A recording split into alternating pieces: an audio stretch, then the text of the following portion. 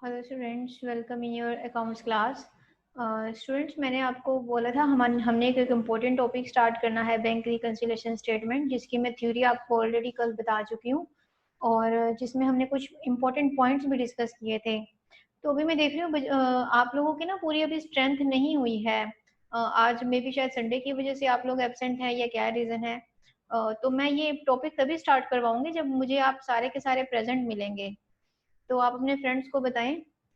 ये एक एक करके स्टूडेंट एंटर हो रहे हैं। स्टूडेंट, मैं अभी इसके प्रैक्टिकल क्वेश्चन स्टार्ट करवाने वाली हूँ, लेकिन अगर आप में से एब्सेंटीज ज़्यादा रहते हैं तो मैं आपको दूसरा टॉपिक स्टार्ट करवाऊंगी, लेकिन मैं बीआरएस नहीं करवाऊंगी। फिर अभी वो मैं आपको करवाऊंगी ट्यूसडे को, क्योंकि मंडे आपका कल ऑफ रहेगा।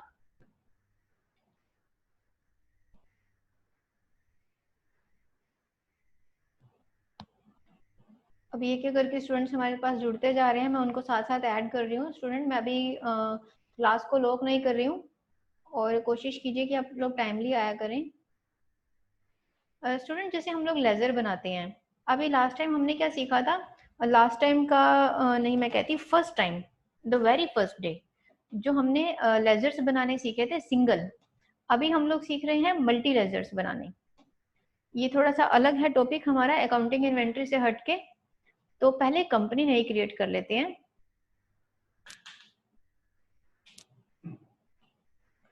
Alt F3, यहाँ पे आपने जाना है क्रिएट कंपनी पे, और ये मैं ले लेती हूँ HSC YNR 034। यहाँ पे आप कंपनी का एड्रेस डालेंगे YNR, देन इधर से हरियाणा पिन कोड, यहाँ पे जो भी नेसेसरी इन्फॉर्मेशन है वो आप डाल के इसको सेव कर सकते हैं। और फाइनेंशियल ईयर इस बार हम 1 अप्रैल 2020 ले लेते हैं। मैंने लास्ट एक कंपनी जो बनाई थी उसमें सारा 19 में काम चल रहा था ना हमारा, तो अभी हम इसको 20 में कर लेते हैं। अब इसको आप सेव कर देंगे और कंपनी क्रिएट करने के बाद एक बार हम लोग फाइनेंशियल ईयर को जरूर चेक करेंगे गेटवे ऑफ टैली पे कि उसके अकॉर्डिंग है या नहीं, ताकि हम एंट्रीज कर सकें। एस्केप से गेटवे ऑफ टैली पे आ गए, ऑल्ट F2 प्रेस किया आपने। अब देखिए फाइनेंशियल ईयर हमेशा कौन सा दिखाता है? जो आपने पीछे करंट पीरियड यूज करके कंपनी में काम किया है।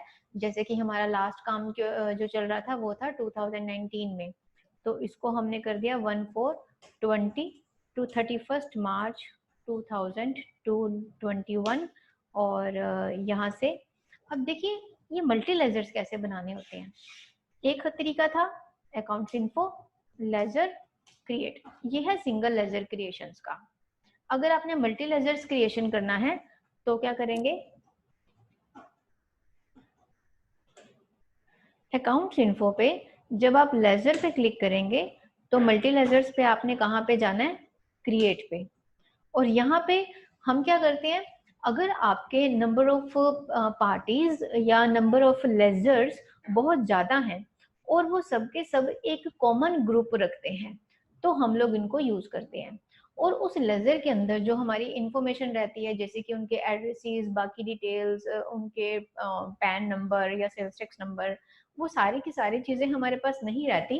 टैली एक ऑप्शन क्या प्रोवाइड करता है, that you need to just enter in a specific group and feed all the ledgers.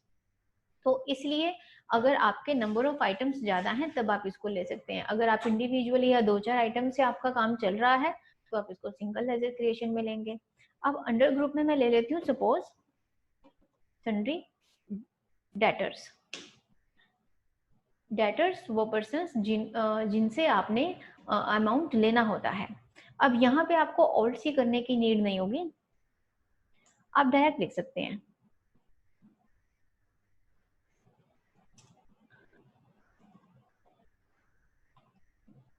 और यहाँ पे आप उनके ओपनिंग बैलेंसेस फीड कर सकते हैं, जितना अमाउंट आपने उनसे लेना है, सपोज 50,000। जैसे ही आप एंटर प्रेस करेंगे तो एज पर दिस ग्रुप ये ऑटोमेटिक उठाएगा कि ये डेबिट में जाना चाहिए या क्रेडिट में। तो एज पर सन्ड्री डेटर्स ये किस में जा रहे हैं? डेबिट में। इसी तरह से आप इसके पेंडिंग बिल को डालना चाहें तो डाल सकते हैं। अब देखिए जैसे 31 मार्च 2020 ये ऑटोमेटिक किस पेज पे दिखा रहा है?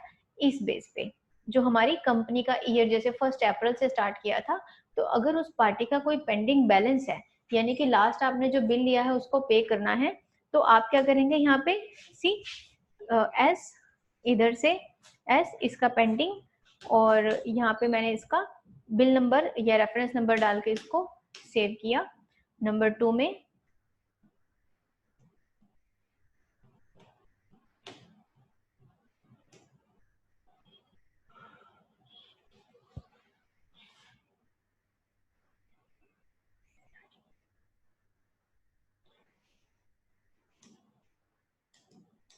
सेकंड पार्टी नेम इधर से लिया, ओपनिंग बैलेंस 60,000, और यहाँ से आप इनका रेफरेंस नंबर डाल सकते हैं और इनको सेव कर देते हैं। तो ऐसे ही आप क्या करें, नंबर ऑफ लेजर्स को you can just create in a single window, in a single page. तो ये आपका बहुत ही टाइम सेविंग रहता है। इसी तरह से मैंने इसको सेव किया। अब हम जब चेक करेंगे ना, देखिए मैंने फ्रेश कंपनी बनाई थी, इसमें कुछ भी नहीं था, तो आप डिस्प्ले में जाके चेक कर सकते हैं, हमें ये लेजर बने हुए मिलेंगे। अगर मैं मल्टीपल लेजर्स का डिस्प्ले चेक करूं, और ये मल्टीपल लेजर्स का जो डिस्प्ले है वो ग्रुप्स के बेस पे आता है, तो मैंने डेटर्स लिया, इस तरह से आप इसको देख सकते हैं। अब देखिए जब मैंने डिस्प्ले की विंडो खोली होती है ना, यू कैन सी मैं इस पे सिर्फ मूव कर सकती हूँ with the help of arrows की अप एंड डाउन। तो जब एंटर प्रेस करके मैं इसके ऊपर काम नहीं कर सकती, बिकॉज डिस्प्ले में आपका नहीं वर्क करता, ये किस में वर्क करता है, ऑल्टर पे जाके क्रिएट या ऑल्टर पे वर्क करेगा, डिस्प्ले में सिर्फ आप इंफॉर्मेशन देख सकते हैं। और इनका जो पेंडिंग बैलेंसेस है, अगर आपने वो देखना हो तो वो भी आप कहाँ पे जाके देख सकते हैं। बाकी सारी इसकी जो परफॉर्मेंस है लेजर्स की वो एज इट इज रहेगी, लेकिन जो क्रिएट करने का तरीका है वो अलग था। डिस्प्ले, यहाँ से अकाउंट बुक्स एंड लेजर्स, सी ये लेजर पे मैंने किसी पे भी एंटर किया तो ये इनका पेंडिंग बैलेंस दिखा रहा है कि इतना पड़ा है जो हमने इनसे लेना है। तो इसी तरह से हमारे जो बाकी के मल्टीपल लेजर्स हैं वो भी आप बना सकते हैं। Accounts info, then ledger, then multiple ledgers में क्रिएट, और ऊपर से मैंने ग्रुप सिलेक्ट किया सन्ड्री क्रेडिटर्स, और इधर से मैंने ले लिया और इनके डाल दिए पेंडिंग बैलेंसेस।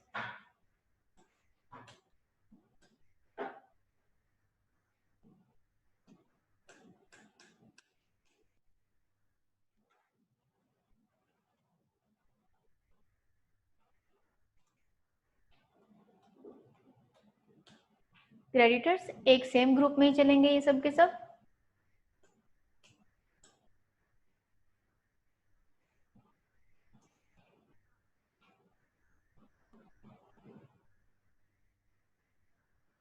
पेंडिंग बैलेंस डाल दिया।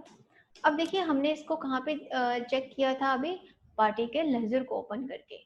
जब भी हम किसी पार्टी के लेजर्स की पेंडिंग अमाउंट की एंट्री करते हैं, तो वो हम कहाँ कहाँ और देख सकते हैं, जो हमारे इम्पोर्टेंट प्लेटफॉर्म होते हैं। अब देखिए वाउचर्स की एंट्री ये डे बुक में तो शो करेगा नहीं, क्योंकि डे बुक में क्या चीजें शो करती हैं, जो हमारी वाउचर्स बेस्ड होती हैं। जो हमारी सिर्फ लेजर्स की ओपनिंग बैलेंसेस की फीडिंग होती है, वो डे बुक में नहीं आती, वो सीधा स्टेटमेंट में आती है।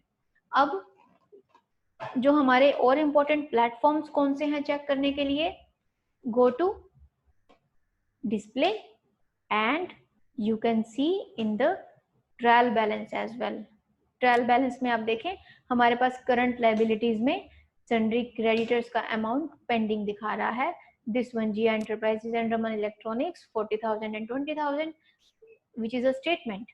देन ट्रायल बैलेंस में ही करंट एसेट्स, मतलब sundry debtors which is the part of your current assets, when you will press enter, ये दो पार्टीज का पेंडिंग बैलेंसेस। और आप इनकी साइड भी चेक कर सकते हैं कि डेबिट बैलेंस है, that means you are suppose to receive the amount from your parties, and अगर क्रेडिट बैलेंस है तो you have to make the payments of these parties. अब साथ ही साथ एक स्टेटमेंट और देख लेते हैं which is very important, balance sheet. Balance sheet में भी हमारे सारे के सारे पेंडिंग बैलेंसेस आते हैं, जो भी आपने रिसीव या पेमेंट करने हैं, जिनको अभी हमने कुछ भी यूज नहीं किया, रियलाइज नहीं की हैं payments. Current assets, then debtors, see तो टोटल हमारे 110 के बैलेंस शीट में ऐसे आ रहे हैं।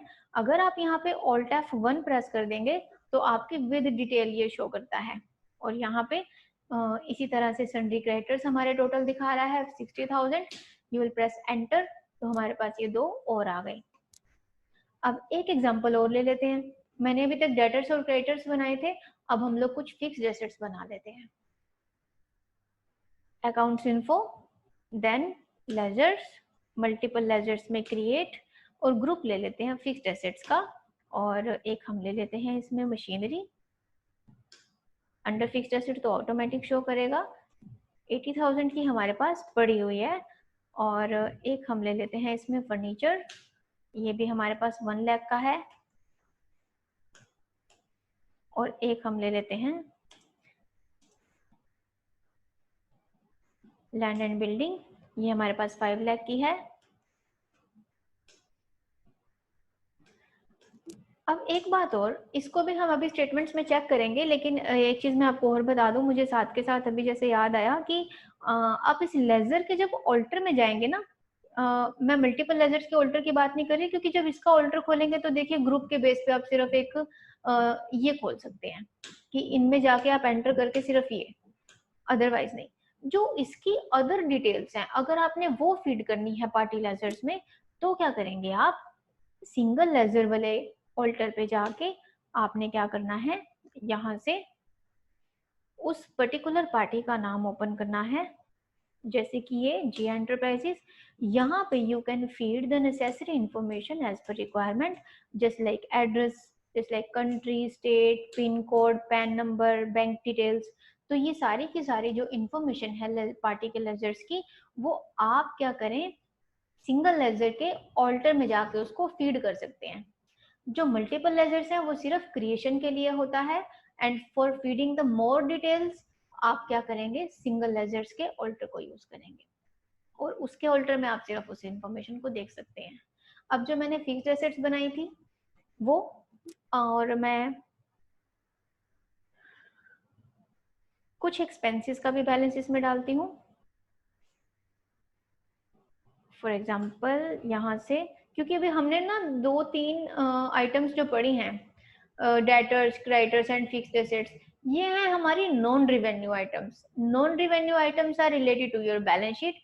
एक दो मैं अभी रिवेन्यू भी ले लेती हूँ। स्टूडेंट्स कितनी लेट आ रहे हो आप लोग, ये विकास इज एंटरिंग एट 12:53।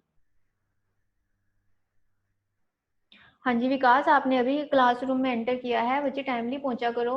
अगर आप लोगों की स्ट्रेंथ टाइमली हो जाएगी तो फिर मैं वो इम्पोर्टेंट टॉपिक स्टार्ट आपका करवा देती। आप 12:30 सब आ जाया करो।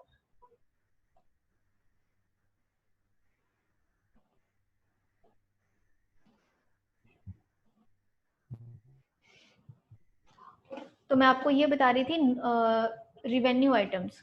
रिवेन्यू आइटम्स की क्रिएशन सबसे पहले आप करेंगे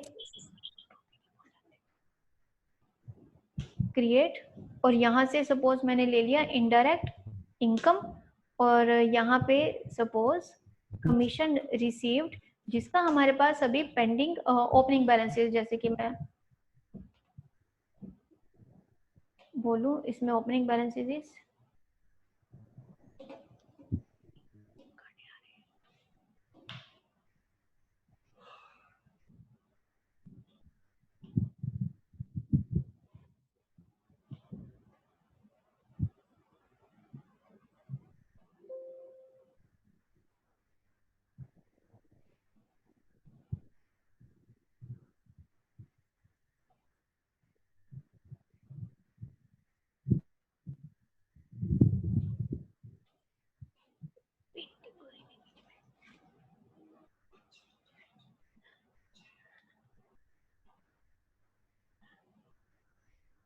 तो इसका balance is 14,000 and interest received 5,000। तो ये मेरी नॉन रिवेन्यू आइटम्स हैं, एक ही ग्रुप में जाएंगी। और एक मैं बना लेती हूँ एक्सपेंसेस का। For example indirect expense which is rent paid. अब कई ना स्टूडेंट्स खाली रेंट के नाम से बना देते हैं। अब ये दो तरह से भी होता है, इनडायरेक्ट एक्सपेंस और इनडायरेक्ट इनकम। तो इट्स बेटर कि आप इसके नाम के आगे मेंशन किया करें rent paid which is the part of your indirect expense and rent received which is the part of your indirect income. तो नेम जो है वो प्रॉपरली स्पेसिफाई होना चाहिए, जिससे आइडेंटिफिकेशन बहुत ईजी हो जाता है। और यहाँ से हमने लिया इसका ओपनिंग बैलेंस एंड एक ले लेते हैं एडवर्टीजमेंट 7500। चलिए अब इसको भी आप बिल्कुल ऐसे ही व्यू करके देख सकते हैं। अगर सिंगल लेजर पे जाएंगे तो आप ऑल्टर में जाके इनको किसी को भी चेंज करके देख सकते हैं सिंगल लेजर में, सिर्फ इस तरह से। और इनकी डिटेल्स दो स्टेटमेंट्स में और देख लेते हैं, क्योंकि डे बुक में मैंने आपको बताया अभी कुछ नहीं आएगा। डे बुक में आती है वाउचर्स वाली एंट्री, जो अकाउंट्स इन्फो और इन्वेंटरी इन्फो की होती है ये सीधा स्टेटमेंट्स में आती है, रिपोर्ट्स में। Display and trial balance. अब देखिए जैसे जैसे मैंने जिन ग्रुप्स को यूज करती गई वो एक एक करके इसमें भी एक्सटेंड होते जाएंगे। तो ट्रायल बैलेंस में भी, बैलेंस शीट में भी हमारे ग्रुप्स जो है वो वन बाय वन एक्सटेंड होते जा रहे हैं। इधर से indirect income you can see, and incomes as per accounting rules are the part of your revenue item which is to be credited। see ये दो आ गई। और ऐसे ही indirect expense which is the part of your revenue item and expenses are always be debited as per your accounting rules। तो ये बिल्कुल ऐसे ही हम इसमें बैलेंस शीट में हमने क्या फिक्स्ड एसेट अभी चेक करनी है। वापस जाएंगे यहाँ से, go to balance sheet and check your fixed asset। C 6,80,000, तो ये हमारी इधर से फिक्स्ड एसेट आ गई। तो स्टूडेंट्स आज की क्लास में हमने क्या सीखा था? लेजर क्रिएशन मल्टीपल, एक ग्रुप को यूज करके अलग अलग तरह लेजर्स कैसे मेंटेन करते हैं, वो आपने एक नई चीज सीखी है। और इस क्लास का जो है ट्यूटोरियल है वो आपको गूगल क्लासरूम में मिल जाएगा आज की डेट में। और नेक्स्ट मैं आपको ट्यूसडे को बैंक रिकंसिलिएशन स्टेटमेंट के प्रैक्टिकल क्वेश्चन स्टार्ट करवाऊंगी। स्टूडेंट्स जो CCFA के हैं और HDFA के हैं, दोनों के लिए ये इम्पोर्टेंट टॉपिक है। प्रैक्टिकल क्वेश्चन एग्जाम में भी आते हैं। और मैंने जैसे व्हाट्सएप ग्रुप पे मैसेज किया होता है ना, तब सीन तो सारे कर लेते हैं, ये क्लासरूम में ज्वाइन टाइमली क्यों नहीं करते आप लोग? तो जैसे आप वहाँ पे सारे मैसेजेस सीन करते हो और यहाँ पे भी सारे के सारे प्रेजेंट रहा करो। और मंडे कल आपका ऑफ रहेगा। अब नेक्स्ट क्लास में आपको ट्यूसडे को मिलते हैं। Thank you.